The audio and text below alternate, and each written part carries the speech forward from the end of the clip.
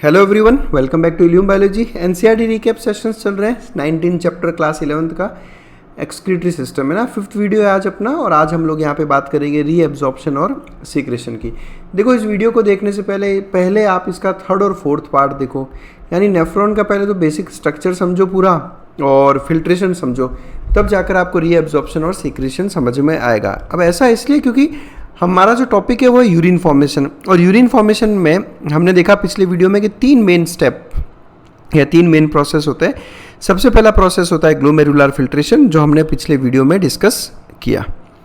यहाँ पे हमने क्या डिस्कस किया कि एफरेंट आर्टेरियोल से, ठीक है, ग्लोमेरुलर कैपिलरीज बनती है, ये सारी कैपिलरीज ग्लोमेरुलर कैपिलरीज, और इन ग्लोमेरुलर कैपिलरीज से फिल्ट्रेशन होकर फिल्ट्रेट पहुँचता है नीचे बोमेन्स कैप्सूल में यहाँ पर, ठीक है। ये हमने पिछले वीडियो में डिस्कस किया काफ़ी डिटेल में।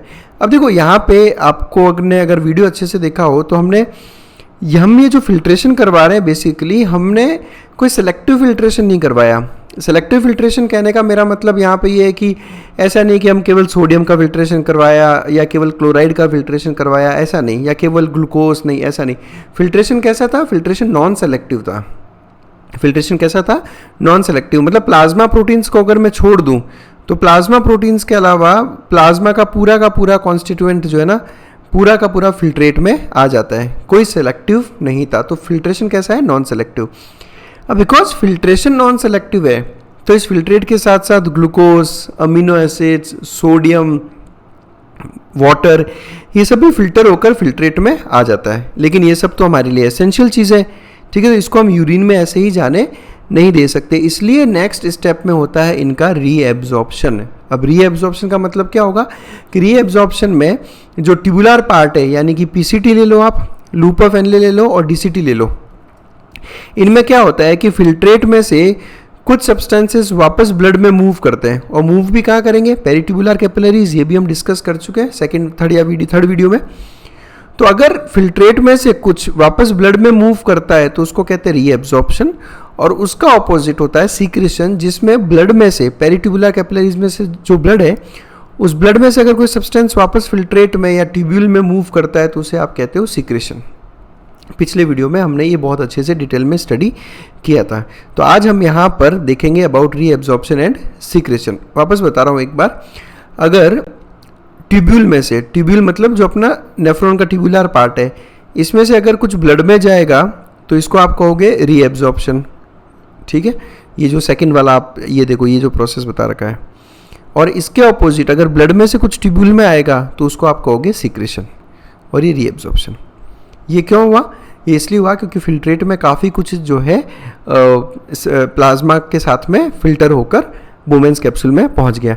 यानी फिल्ट्रेशन नॉन सेलेक्टिव है, लेकिन रीएब्जॉर्प्शन और सीक्रेशन दोनों कैसे हैं? सेलेक्टिव। हम केवल सेलेक्टेड आइटम्स का ही रीएब्जॉर्प्शन करते हैं और केवल सेलेक्टेड आइटम्स का ही सीक्रेशन करते हैं। तो सबसे पहला डिफरेंस तो आपको ये समझना होगा। ये टर्म्स बहुत इंपॉर्टेंट है, एनसीईआरटी ने वर्ड्स यूज़ किए हैं, सेलेक्टिव।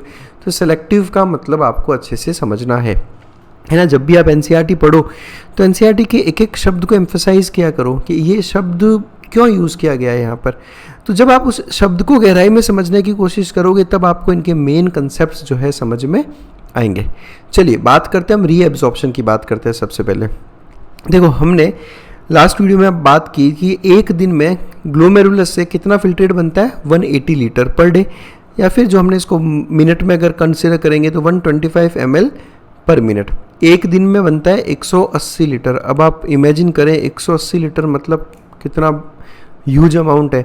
आप एक पानी का बॉटल खरीदते हो मार्केट से 1 लीटर का, अब आप सोचो ऐसी 180 bottles, the amount of water आप इमेजिन करो कितना ज़्यादा होगा। तो हमारी बॉडी एक दिन में 180 लीटर फिल्ट्रेट बना लेती है, पर क्या इतना यूरिन आउटपुट है अपना? नहीं, इतना अपना यूरिन आउटपुट जब हम कैलकुलेट करते हैं तो केवल 1.5 litre per day.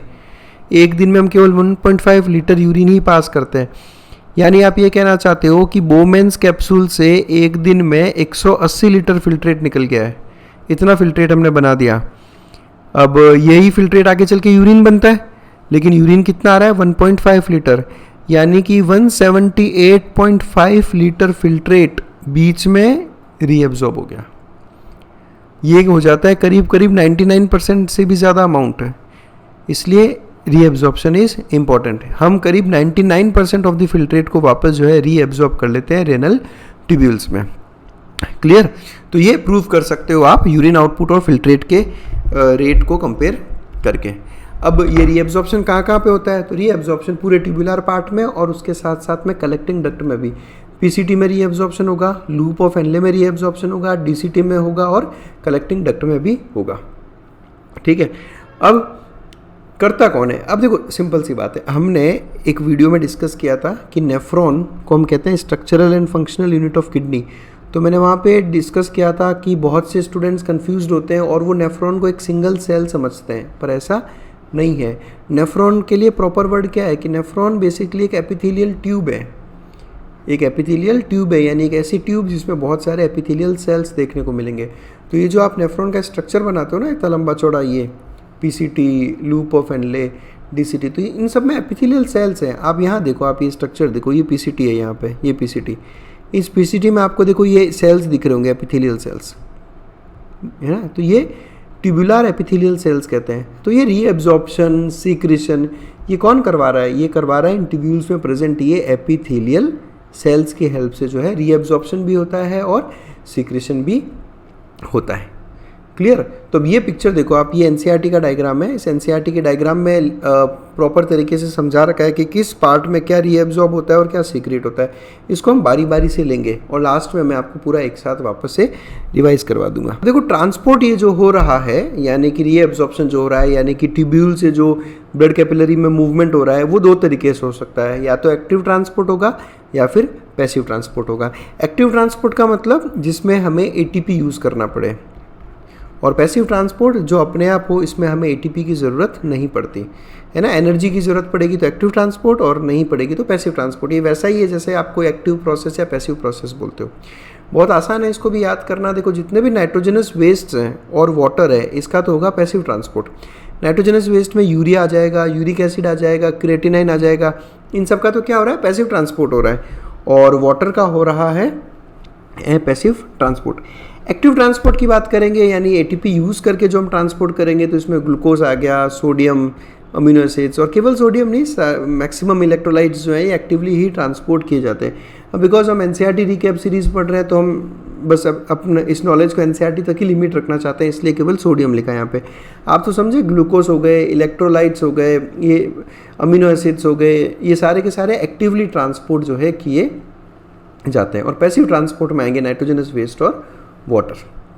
Next secretion. अब कौन से पार्ट में देखो क्या रीएब्जॉर्ब होगा, वो सब मैं अभी लूँगा डिटेल में ना, एक एक पार्ट को अच्छे से डिस्कस करेंगे हम लोग। फिलहाल हम एक ग्रॉस पहले पढ़ लेते हैं कि एक्चुअल में मीनिंग क्या होता है। अब नेक्स्ट बात करते हैं सीक्रेशन। सीक्रेशन का मतलब क्या होगा? सीक्रेशन का मतलब हो गया अगर कोई सब्सटेंस ब्लड से डायरेक्ट ट्यूब्यूल में एंटर कर रहा है तो वो कहलाएगा सीक्रेशन। अब जैसे इस पिक्चर में आप देखो, यहाँ पर ये पोटेशियम आयन है। पोटेशियम आयन को हमने ब्लड से सीधा ट्यूब्यूल या डिस्टल कॉन्वोल्यूटेड ट्यूब्यूल में डाल दिया, तो ये हो गया सीक्रेशन। अब देखो चाहे रीएब्जॉर्प्शन हो या सीक्रेशन हो, मैंने पहले ही कहा था ये सेलेक्टिव होता है। अब कुछ सब्सटेंसेस होते हैं जैसे कि हाइड्रोजन आयंस हो गए, पोटेशियम आयंस हो गए, अमोनिया हो गया, ये सारे के सारे सीधा फिल्ट्रेट में ही सीक्रेट कर दिए जाते हैं। अब सीक्रेशन जो हो रहा है ना, अब देखो क्या है कि ये सब चीज़ें फिल्टर भी हुई। पहले हम क्या कह रहे हैं कि देखो आप समझे, इस कंसेप्ट को समझे, सीक्रेशन को, बहुत इंपॉर्टेंट कंसेप्ट है। और ये इसका जो इम्पोर्टेंस है ना, आपको आगे जब आप मेडिकल की पढ़ाई करोगे ना, तब आपको समझ में आएगा कि सीक्रेशन कितना ज़्यादा एक इम्पॉर्टेंट प्रोसेस है ना। आप जब हार्मोन वाला चैप्टर पढ़ोगे, एंडोक्राइन सिस्टम, आप उसमें समझोगे कि क्या रोल है सीक्रेशन का हमारी बॉडी में। देखो यहाँ समझना अच्छे से, हमने क्या किया, पहले हमने ब्लड का फिल्ट्रेशन किया, समझो इसको अच्छे से। जब हमने ब्लड का फिल्ट्रेशन किया तो प्लाज्मा प्रोटीन्स छोड़ के बाकी पूरा का पूरा प्लाज्मा का कंपोजिशन आ गया बोमेन्स कैप्सूल में, ठीक है। फिर पीसीटी आ गया, फिर लूप ऑफ एनले आ गया और डीसीटी आ गया। क्लियर? तो ये अब क्या हो रहा है, मूवमेंट हो रहा है। अब हम कह रहे हैं कि रीएब्जॉर्प्शन, तो हम कह रहे हैं कि रीएब्जॉर्प्शन में हम क्या करते हैं कि कुछ चीज़ें वापस फिल्ट्रेट से ब्लड में डाल देते हैं, है ना। लूप ऑफ एनले में भी रीएब्जॉर्प्शन होता है, ब्लड में आ जाता है, और डीसीटी में भी रीएब्जॉर्प्शन होता है, ब्लड में आ जाता है। अब हम क्या कह रहे हैं, हम ये कह रहे हैं कि कुछ चीज़ें बाद में भी ब्लड से डायरेक्ट हम पीसीटी में डाल देते हैं, डायरेक्ट ब्लड से लूप ऑफ एनले में डाल सकते हैं, या फिर डीसीटी में डाल सकते हैं। ये सीक्रेशन का मतलब है। अब आप यहाँ समझें कि भाई जो चीज़ मैंने जब पहले स्टेप में ही फिल्ट्रेशन कर दिया, ब्लड से चीज़ें मैं ले चुका हूँ, अब मैं और ब्लड से चीज़ें या सब्सटेंसेस क्यों मूव कर रहा हूँ, उसके पीछे का लॉजिक क्या होगा, उसको समझना ज़रूरी है। हम किडनीज़ को केवल एक यूरिन फॉर्मेशन वाला ऑर्गन समझ के अगर बैठ जाएंगे तो हम गलत हैं। तो हमें कंसेप्ट समझ में आया ही नहीं। किडनी आपकी बॉडी का एक बहुत इंपॉर्टेंट ऑर्गन है, केवल यूरिन फॉर्मेशन नहीं, बहुत इंपॉर्टेंट है। कैसे, मैं समझाता हूँ आपको। देखो एक काम करते हैं, ब्लड है, इसको ऐसा समझते हैं कि ब्लड का पीएच कम हो गया। ब्लड का क्या हो गया, पीएच कम हो गया। इस कंडीशन को कहते हैं एसिडोसिस, ठीक है, नाम भूल जाओ, है ना, हम केवल एनसीईआरटी तक सीमित रहेंगे टर्म्स के मामले में। ब्लड का पीएच कम हो गया। पीएच क्यों कम हो गया, क्योंकि ब्लड में H+ बढ़ गया है। अब क्या होता है कि जब भी ब्लड का पीएच कम हो जाता है तो आपकी बॉडी क्या करती है, ब्लड क्या करता है, इस H+ को डायरेक्ट ही सीक्रेट कर देता है नेफ्रॉन में कि भाई जाओ फिल्ट्रेट में चले जाओ और यहाँ से यूरिन से पास आउट हो जाओ आप। कैसे, क्या किया, H+ को रिलीज़ कर दिया हमने, सीक्रेट करवा दिया फिल्ट्रेट में, अब वो यूरिन से पास आउट हो जाएगा। इससे क्या हुआ, जो ब्लड में पीएच कम हो रहा था उसको आपने बढ़ा दिया। समझ में आई चीज़।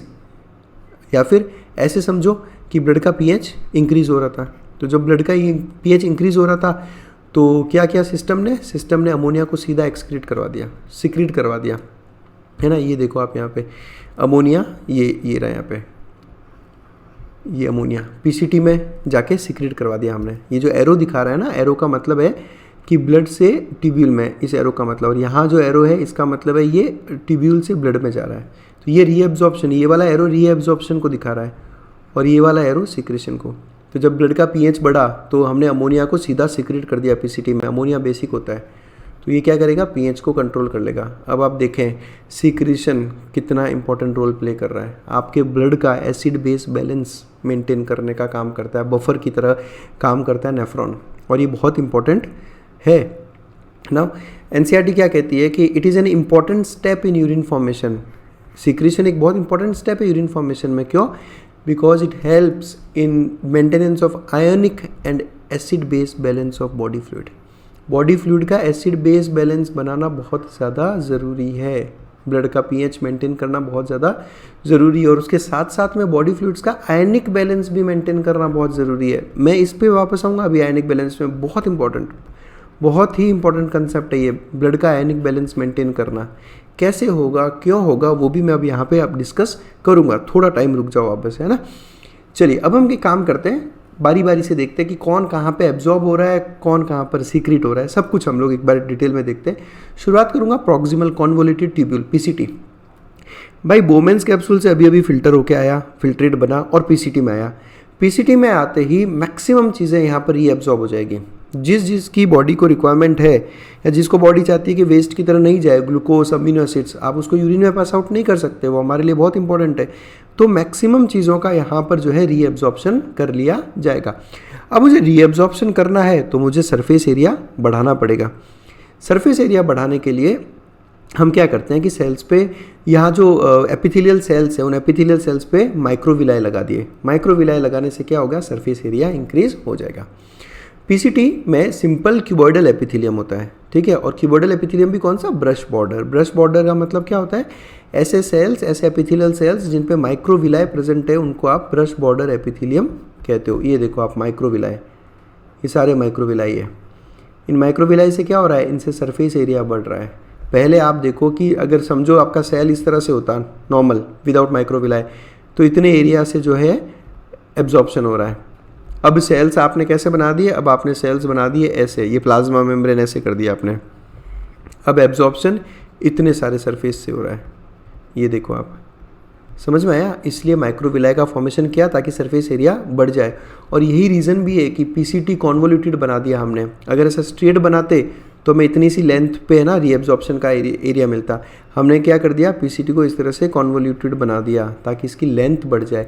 जितनी ज़्यादा लेंथ होगी उतने ज़्यादा एपिथेलियल सेल्स होंगे, जितने ज़्यादा एपिथेलियल सेल्स होंगे उतना ज़्यादा माइक्रोविलाई होगा, और जितने ज़्यादा माइक्रोविलाई उतना ज़्यादा सरफेस एरिया। तो यही रीज़न है उसके कॉन्वोल्यूटेड होने का। क्यों, क्योंकि हमें बहुत सारा रीएब्जॉर्प्शन करना है यहाँ पे, है ना, 99% रीएब्जॉर्प्शन करवाना है यहाँ पे। अब एनसीईआरटी का पिक्चर ले लेते हैं और देखते हैं कि पीसीटी में क्या क्या एब्जॉर्ब हो रहा है। सबसे पहली बात आप याद कर लो अच्छे से कि मैक्सिमम चीज़ें यहाँ रीएब्जॉर्ब हो जाएगी, मैक्सिमम। बाइकार्बोनेट आयन से रीएब्जॉर्ब हो जाएंगे, सोडियम क्लोराइड, दूसरे सॉल्ट्स रीएब्जॉर्ब हो जाएंगे, वाटर का यहाँ पे रीएब्जॉर्प्शन हो जाएगा, न्यूट्रिएंट्स मतलब ग्लूकोज, अमीनो एसिड्स, इनका रीएब्जॉर्प्शन हो जाएगा, पोटेशियम आयंस, मैं क्या कह रहा हूँ, सारे जितने भी आयनिक इलेक्ट्रोलाइट्स हैं उनको रीएब्जॉर्ब कर लो, ग्लूकोज, अमीनो एसिड्स रीएब्जॉर्ब कर लो, वाटर का मैक्सिमम रीएब्जॉर्प्शन करवा लो, बाइकार्बोनेट्स भी आयंस में आ गया, इलेक्ट्रोलाइट्स में आ गया। तो ये सारे यानी कि बेसिकली न्यूट्रिएंट्स, वाटर और इलेक्ट्रोलाइट्स रीएब्जॉर्ब हो जाएंगे। क्लियर। और एक्सक्रीट क्या क्या हो रहा है, आई मीन सीक्रेट क्या क्या हो रहा है यहाँ पे, तो सीक्रेट में एक तो H+ सीक्रेट हो रहा है और एक अमोनिया सीक्रेट हो रहा है। H+ सीक्रेट करवा रहा हूँ मैं, इससे क्या होगा, इससे ब्लड का, समझो ब्लड का pH कम हो गया है तो हम H+ एक्सक्रीट कर देते हैं ताकि ब्लड का pH मेंटेन हो जाए। ब्लड का pH बढ़ गया है तो अमोनिया एक्सक्रीट करा दिया ताकि ब्लड का pH मेंटेन किया जा सके। यानी कि बेसिकली ब्लड pH मेंटेन करने में बहुत बड़ा रोल प्ले करता है सीक्रेशन। क्लियर। तो पीसीटी बहुत इंपॉर्टेंट लाइन, सबसे ज़्यादा पूछे जाने वाला क्वेश्चन है, याद रखना है। Nearly all of the essential nutrients, nutrients तो पूरे के पूरे, नियरली ऑल यानी ग्लूकोज, अमीनो एसिड्स, ये सारे के सारे न्यूट्रिएंट्स वो सारे के सारे रीएब्जॉर्ब होंगे। 70 to 80% of the electrolytes reabsorb हो जाएंगे and water are reabsorbed here. तो सीधा सीधा क्वेश्चन आएगा एग्जाम में कि मैक्सिमम वाटर का रीएब्जॉर्प्शन कहाँ हो रहा है, पीसीटी। मैक्सिमम इलेक्ट्रोलाइट्स का रीएब्जॉर्प्शन कहाँ हो रहा है, पीसीटी। सारे एसेंशियल न्यूट्रिएंट्स का रीएब्जॉर्प्शन कहाँ हो रहा है, पीसीटी। तो पीसीटी का रीएब्जॉर्प्शन में बहुत इंपॉर्टेंट रोल है। इसके अलावा ये आपकी बॉडी का पीएच और आयोनिक बैलेंस मेंटेन करता है। कैसे मेंटेन करता है तो हमने अभी देखा, H+ सीक्रेट करवा दो, अमोनिया सीक्रेट करा दो, K+ सीक्रेट करा दो और एब्जॉर्प्शन करवा लो बाइकार्बोनेट का। बाइकार्बोनेट क्या है, बाइकार्बोनेट बेसिक आयन है ना, आपने पढ़ा होगा, बहुत स्ट्रॉन्ग बेसिक आयन रहता है ये बाइकार्बोनेट। अब समझो ऐसा हो रहा है कि आपका ब्लड का पीएच कम हो रहा है, ब्लड का पीएच कम हो रहा है, तो जब ब्लड का पीएच कम हो रहा है तो रीएब्जॉर्प्शन करवा लो बाइकार्बोनेट का, ये ब्लड में आ जाएगा, तो ये वापस पीएच इंक्रीज करने में हेल्प करेगा। ये तो ऐसे बहुत सारे तरीके हैं जिससे आप पीएच को मेंटेन कर सकते हो। तो हाइड्रोजन आयंस, बाइकार्बोनेट्स, अमोनिया, इनको घुमाते रहो पीएच के अकॉर्डिंग, तो इस तरह से आप एसिड बेस बैलेंस को मेंटेन कर सकते हो। और उसके अलावा आयनिक बैलेंस को मेंटेन करने का काम कर रहा है ये, ठीक है। आयनिक बैलेंस कैसे मेंटेन कर रहा है, जैसे समझो आपकी बॉडी में K+ आयंस बढ़ गए, ब्लड में पोटेशियम आयन बढ़ गया, तो जब ब्लड में पोटेशियम आयन बढ़ गया तो इस पोटेशियम आयन को सीधा आप सीक्रेट करवा दो कहाँ पर, यहाँ पीसीटी में और डीसीटी में। डीसीटी में भी होता है K+ का सीक्रेशन। मैं इस पोटेशियम आयन पे वापस आऊँगा अभी थोड़ी देर में ना, बहुत इंपॉर्टेंट है ये, वापस आऊँगा मैं ना। आगे बढ़ते हैं हम लोग, लूप ऑफ एनले की बात करते हैं। Loop of Henle 2 limbs, descending limb, ascending limb. ये डिसेंडिंग लिम्ब है और ये असेंडिंग लिम्ब है। सबसे इंपॉर्टेंट नीट का क्वेश्चन और सबसे important concept loop of Henle में चलता है। ये जो पढ़ा रहा हूँ इसको अच्छे से समझना, क्योंकि इसी एक कंसेप्ट पे बेस्ड है काउंटर करंट मैकेनिज्म। मतलब मुझे ऐसा लगता है स्टूडेंट्स को सबसे ज़्यादा अगर दिक्कत आती है इस पूरे चैप्टर में तो इस काउंटर करंट मैकेनिज्म में। तो अगर काउंटर करंट मैकेनिज्म समझना है तो इसको समझ लेना अच्छे से। लूप ऑफ एनले की दोनों लिम्ब्स को कंपेयर करते हैं अगर हम, तो बात करता हूँ मैं डिसेंडिंग लिम्ब की। फिल्ट्रेट पहले डिसेंडिंग लिम्ब से जाएगा। डिसेंडिंग लिम्ब वाटर के लिए परमिएबल है लेकिन इलेक्ट्रोलाइट्स के लिए इम्परमिएबल है। यहाँ से वाटर बाहर जा सकता है, इलेक्ट्रोलाइट्स बाहर नहीं जा सकते। तो ये देखो आप एनसीईआरटी का पिक्चर, इन्होंने शो किया कि वाटर का रीएब्जॉर्प्शन हो रहा है यहाँ डिसेंडिंग लिम्ब से।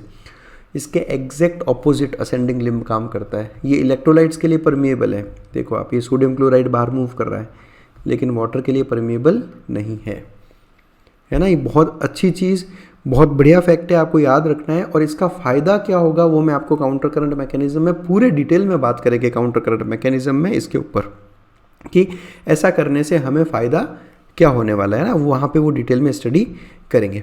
तो लूप ऑफ एनले, पहले तो हमने लिम्स की बात कर ली। और नेफ्रॉन में अगर आपसे पूछा जाए कि सबसे कम रीएब्जॉर्प्शन कहाँ होता है तो आप आंसर देंगे असेंडिंग लिम्ब। ये बहुत इंपॉर्टेंट है।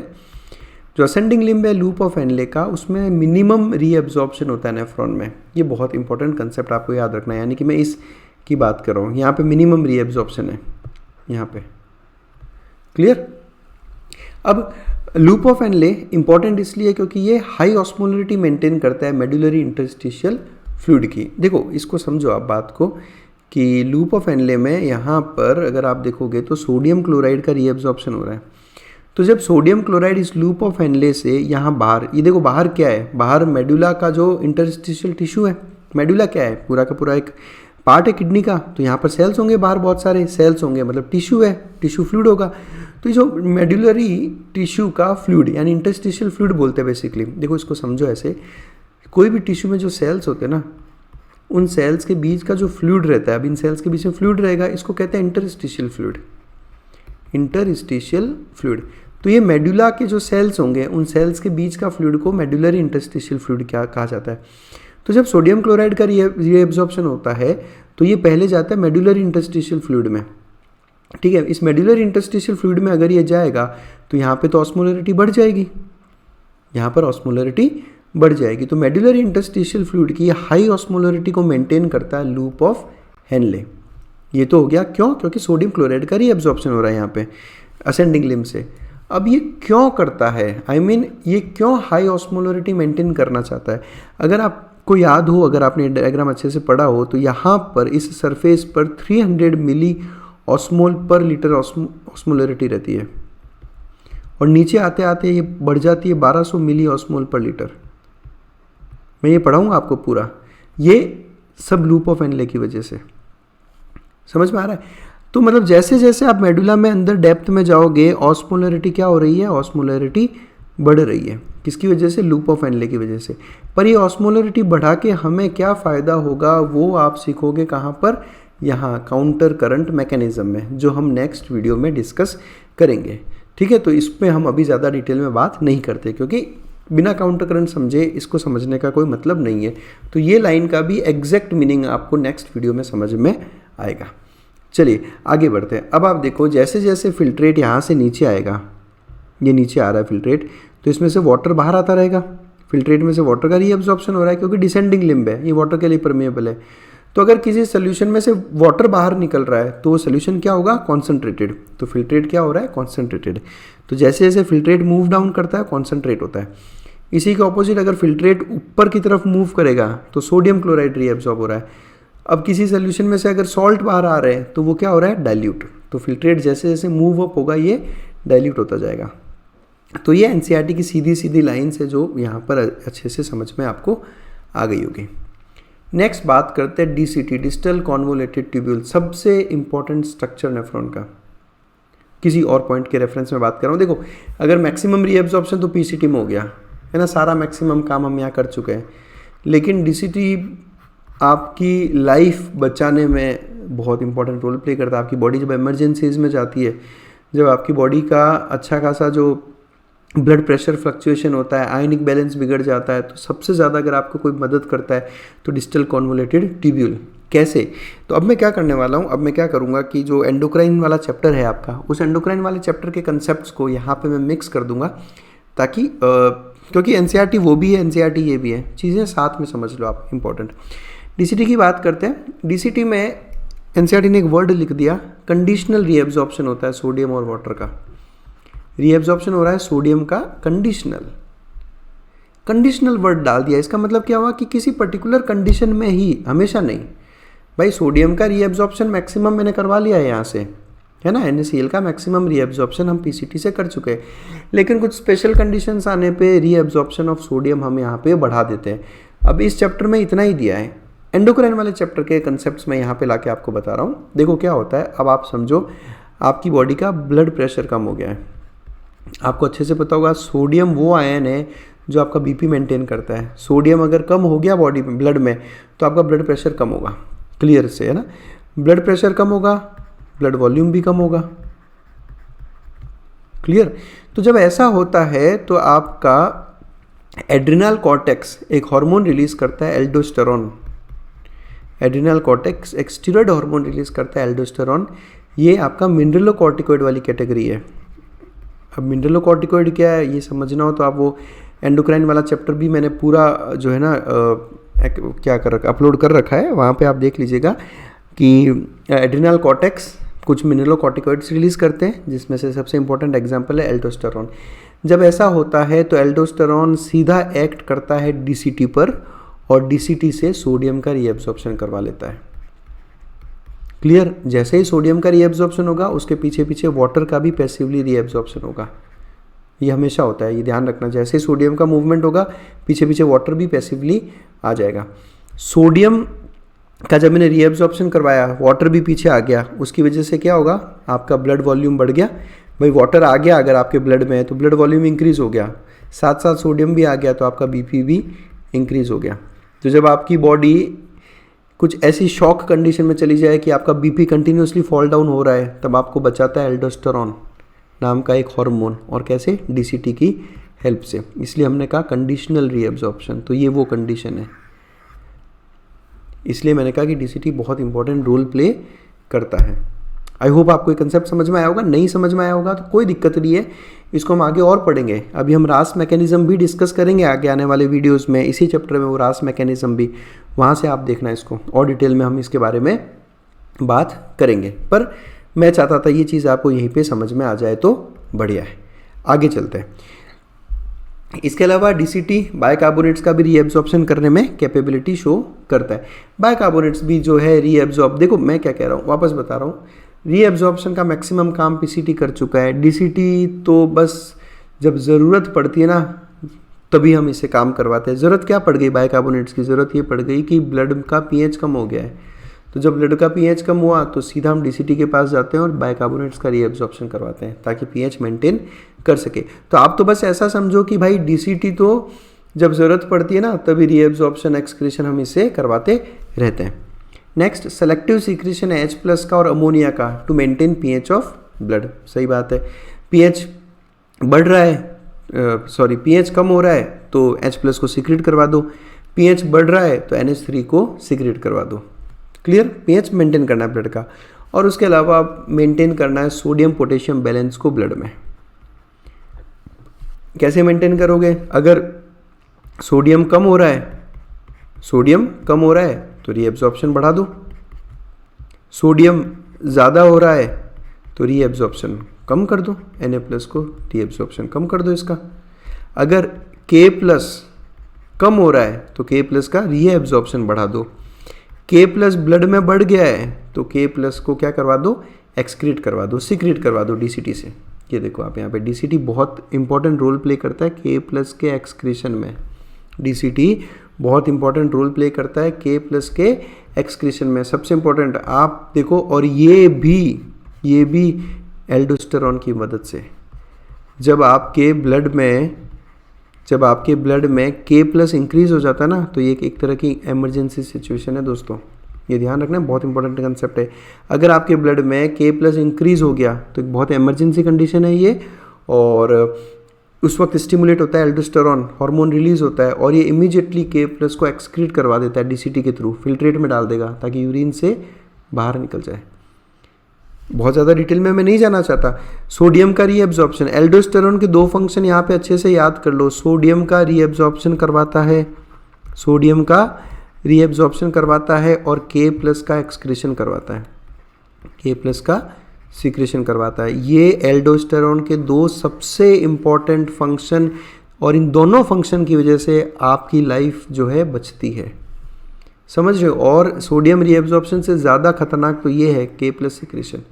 अब आप मुझे कमेंट सेक्शन में आके मुझे ये बताओ कि ऐसा क्या इमरजेंसी सिचुएशन आ जाएगी अगर आपके बॉडी ब्लड में K+ इंक्रीज हो गया है ना। K+ इंक्रीज होने से आपके ब्लड में ऐसी क्या लाइफ थ्रेटनिंग कंडीशन डेवलप हो जाएगी कि एल्डोस्टेरोन को फटाफट इसको एक्सक्रीट करवाना है, K+ को मेंटेन करना है। समझ में आया। सोडियम का तो मैंने आपको बता दिया, ब्लड प्रेशर का कंसेप्ट। K+ का आप मुझे बताओ कि K+ ऐसा क्या कर जाएगा अगर K+ इंक्रीज हो गया ब्लड में, और उस कंडीशन को क्या कहते हैं। इस पर भी मैंने वीडियोस बना रखे, आप मुझे बताओ कि इन कंडीशंस को क्या कहते हैं। ब्लड में सोडियम बढ़ जाने को क्या कहते हैं, ब्लड में सोडियम कम हो जाने को क्या कहते हैं। प्रॉपर टर्म्स हैं इनके, मेडिकल टर्म्स, और मैंने आपको सिखाया भी था कि ये टर्म्स बनाने कैसे हैं। बिल्कुल रटने की ज़रूरत नहीं होती, बहुत आसानी से इनको हमने नाम दिए। इन कंडीशंस को क्या कहते हैं, और पोटेशियम प्लस जब बढ़ जाता है तो ऐसी क्या लाइफ थ्रेटनिंग कंडीशन हो जाती है कि एल्डोस्टेरोन को इमरजेंसी काम करना पड़ता है। तो ये मुझे आप कमेंट सेक्शन में आके आंसर दें। मैं यहाँ इसलिए नहीं डिस्कस कर रहा बिकॉज ये एनसीईआरटी से काफ़ी बाहर हो जाएगा, है ना। तो चलिए आगे बढ़ते हैं हम लोग, और बढ़ते हैं। अब नेक्स्ट बचा कलेक्टिंग डक्ट, यानी हम यहाँ पे आ गए। नेफ्रॉन तो हमने कंप्लीट कर लिया, देखो यहाँ तक नेफ्रॉन तो यहीं तक है, डीसीटी तक। अभी आ गया कलेक्टिंग डक्ट। तो देखो कलेक्टिंग डक्ट कॉर्टेक्स से लेकर मेडुला के एंड तक पूरा का पूरा एक्सटेंड करता है, कॉर्टेक्स से लेकर इनर मेडुला के अंत तक। और CD की खास बात क्या है कि ये बहुत लार्ज अमाउंट ऑफ वाटर को अभी रीएब्जॉर्प्शन कर सकता है ये, और वाटर जब यहाँ से रीएब्जॉर्ब होगा, है ना, CD से जब वाटर का रीएब्जॉर्प्शन होगा ज़्यादा अमाउंट में, तो यूरिन कैसी बनेगी? ऑब्वियसली यूरिन बनेगी कॉन्सेंट्रेटेड, है ना। जितना ज़्यादा आप उसमें से वाटर निकालोगे उतना ज़्यादा कॉन्सेंट्रेटेड होती है।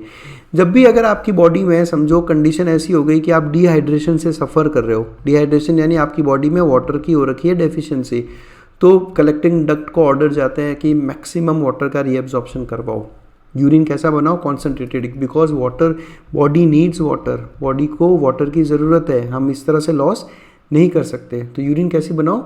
कॉन्सेंट्रेटेड। अब कलेक्टिंग डक्ट अपने आप तो कलेक्टिंग डक्ट को थोड़ी पता चलेगा कि अच्छा वाटर का रीएब्जॉर्प्शन बढ़ाना है मुझे, तो आपको मुझे आके बताना है कि वो हार्मोन कौन सा है जो कलेक्टिंग डक्ट से ज़रूरत पड़ने पे वाटर का रीएब्जॉर्प्शन बढ़वाएगा। जैसे ही आपकी बॉडी में डिहाइड्रेशन लाइक कंडीशन डेवलप होने लगती है, एक हार्मोन रिलीज होता है, ये हार्मोन सीधा जाएगा CD को, कहेगा कि वाटर का रीएब्जॉर्प्शन बढ़ाएं आप, क्योंकि बॉडी को वाटर की ज़रूरत है। समझ में आया? तो आपको मुझे उस हार्मोन का नाम बताना है। और आगे बढ़ते हैं हम डिस्कस करेंगे ये सब चीज़ें आने वाले वीडियोज़ में, और भी इन बारे में डिस्कशन होगा। फिलहाल मैं चाहता हूँ कि आप खुद इनके आंसर्स ढूंढें तो थोड़ा आपको और चीज़ें अच्छे से समझ में आएगी। कलेक्टिंग डक्ट की एक खास बात ये है कि यहाँ से कुछ अमाउंट में यूरिया भी रीएब्जॉर्ब होता है, और सबसे इंपॉर्टेंट क्वेश्चन है, आप यहाँ पर NCERT ने इस डायग्राम में काफ़ी कुछ चीज़ें क्लियर कर दी है। क्या कहा गया है कि कलेक्टिंग डक्ट के लोअर पार्ट से, यहाँ देख लो आप, लोअर पार्ट, अपर पार्ट पे शो ही नहीं कर रखा, कलेक्टिंग डक्ट के लोअर पार्ट से यूरिया का रीएब्जॉर्प्शन हो रहा है।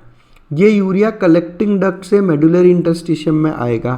क्यों आएगा? ताकि अगेन मेडुलरी इंटरस्टिशियम की ऑस्मोलरिटी बढ़ा सकें। अब हम देखो, थोड़ी देर पहले हमने असेंडिंग लिम्ब से सोडियम क्लोराइड का रीएब्जॉर्प्शन भी इसलिए करवाया ताकि ऑस्मोलरिटी बढ़ा सके। यहाँ पे 300 मिली ऑस्मोल से यहाँ पर 1200 मिली ऑस्मोल, लोअर एंड से ज़्यादा यूरिया, लोअर एंड से यूरिया मोस्टली रीएब्जॉर्ब हो रहा है, इसलिए यहाँ पर जैसे जैसे आप नीचे जाओगे ऑस्मोलरिटी बढ़ रही है। इसी की वजह से ऑपरेट होता है काउंटर करंट मैकेनिज्म, जो हम नेक्स्ट वीडियो में डिस्कस करेंगे। तो यहाँ पे आप ध्यान रखें, यूरिया रीएब्जॉर्ब होता है, और यूरिया रीएब्जॉर्ब हुआ, ऑस्मोलरिटी बढ़ा रहा है, और यहाँ से वापस असेंडिंग लिम्ब के थिन पार्ट से में एंटर कर देता है। यहाँ पे यूरिया का मूवमेंट अच्छे से समझें, अच्छे से देखें, क्वेश्चन आता है नीट पे। जब भी आप NCERT के डायग्राम्स देखें तो डायग्राम्स को इतना अच्छा से स्टडी कर लें कि आधे कंसेप्ट यहाँ पे क्लियर हो जाए आपको, केवल एरो देख देख के नहीं छोड़ें। यूरिया रीएब्जॉर्ब हुआ कहाँ से? कलेक्टिंग डक्ट से, काम किया अपना और वापस चला गया ascending limb of loop of Henle के थिन सेगमेंट में। ये सीधे सीधे क्वेश्चन है। और ज़रूरत पड़ने पे कलेक्टिंग डक्ट से आप हाइड्रोजन आयंस और K+ आयंस का एक्सक्रीशन भी करवा सकते हो। कब? ज़रूरत पड़ने पे। H+ pH मेंटेन करना है भाई, सीक्रेट करवा दो H+। ब्लड में एसिडिटी बढ़ रही है, ब्लड में pH कम हो रहा है, H+ सीक्रेट करा दो CD में। K+ आयंस ब्लड में बढ़ रहे हैं, लाइफ थ्रेटनिंग कंडीशन है, तो K+ आयंस को भी एक्सक्रीट करवा दो वाया कलेक्टिंग डक्ट। अगेन एक बहुत इंपॉर्टेंट एस्पेक्ट ये, लेकिन सेलेक्टिव रहेगा जब हमें ज़रूरत पड़ेगी। देखो सेलेक्टिव लिख रहा है NCERT, बार बार सेलेक्टिव, कंडीशनल, सेलेक्टिव, कंडीशनल ऐसे वर्ड्स यूज़ करके वो बताना चाहता है कि हर वक्त नहीं, जब हमें ज़रूरत होगी तब हम करवाएंगे। तो आई होप आप लोगों को ये वीडियो बहुत अच्छे से समझ में आया है, चीज़ें अच्छे से क्लियर हुई है। फिर भी अगर आपको किसी तरह के डाउट लगते हैं तो पहले तो आप वेट करो, काउंटर करंट मैकेनिज्म का वीडियो देखो आप, और उसके बाद में आप वीडियो देखो ADH वाला, एल्डोस्टेरॉन वाला, रास वाला, वहाँ पे इन चीज़ों को वापस डिस्कस किया जा रहा है ना। तो इन वीडियो से आपको चीज़ें और क्लियर हो जाएगी। फिर भी डाउट रहे व्हाट्सअप कर सकते हो, मेल कर सकते हो, या इंस्टाग्राम पे मुझसे बात कर सकते हो। और अगर आपको लगता है कि वीडियोस बहुत हेल्पफुल है आप लोगों के लिए, तो आप हमें सपोर्ट भी करें, ज्वाइन करें हमारे चैनल को, मेंबर बने, ताकि इस तरह के और भी बहुत सारे वीडियोज़ का एक्सेस आप लोगों के लिए ओपन हो जाए। बहुत सारे वीडियोज़ हैं मेम्बर्स के लिए, जिसमें हम लोगों ने बहुत सारी ट्रिक्स दी है आपको बायोलॉजी याद करने के लिए, बहुत अच्छे अच्छे कंसेप्ट्स हैं। मेंबर्स के लिए हमने व्हाट्सएप ग्रुप बना रखा है, व्हाट्सएप ग्रुप में आप आएँ, आपको किसी भी तरह के कोई डाउट है तो डिस्कस करें। अगर आपको लगता है कि सर इस पर्टिकुलर टॉपिक पे एक वीडियो बना दीजिए, तो वो भी आप डाल दें। तो जो मेंबर्स की रिक्वेस्ट है हम फटाफट उन पर अलग से एक वीडियोज़ बनाकर चीज़ों को एक्सप्लेन करते रहते हैं।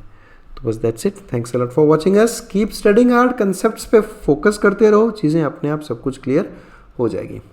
Thank you very much for watching us.